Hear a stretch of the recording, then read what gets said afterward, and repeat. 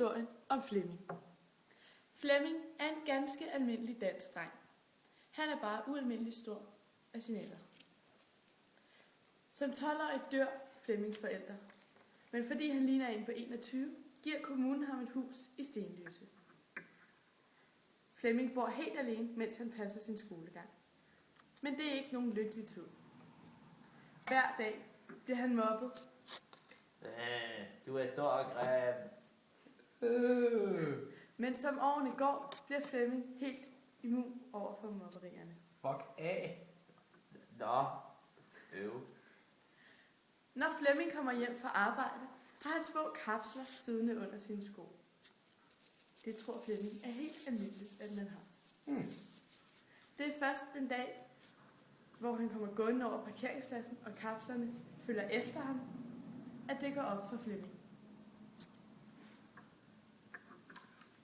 Han er magnetisk.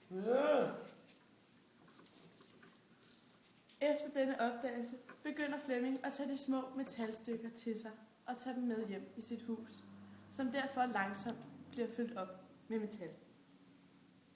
Efter det her sover Flemming rigtig dårligt. Hver nat ligger han og tænker på alle de fortabte stykker metal ude i verden, som han bør redde. Og hver nat må han op og lukke små metalstykker ind, som i landens løb har fundet vej til hans hus. En nat hærger en forfærdelig storm, og Flemming vågner ved lyden af, at kasse 1 nede fra Superbrusen har revet sig løs og slæbt sig hen til hans hus.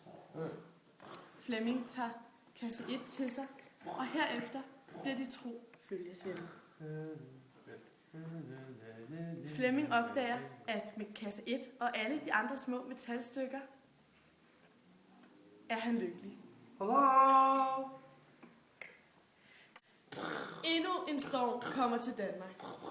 Den første nat slår et lyn ned i Flemmings hus og sætter ild til det. Flemming løber ud af huset og forvilder sig rundt i området, mens lyn slår ned i ham mange gange. På tredje dagen har stormen lagt sig, og Flemming vågner op på en mark.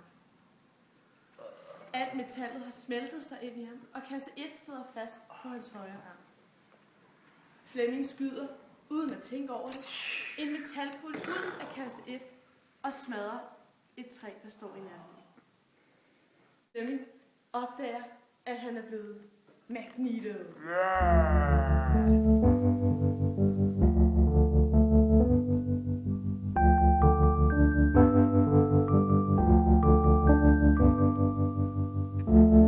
You're such a beautiful freak.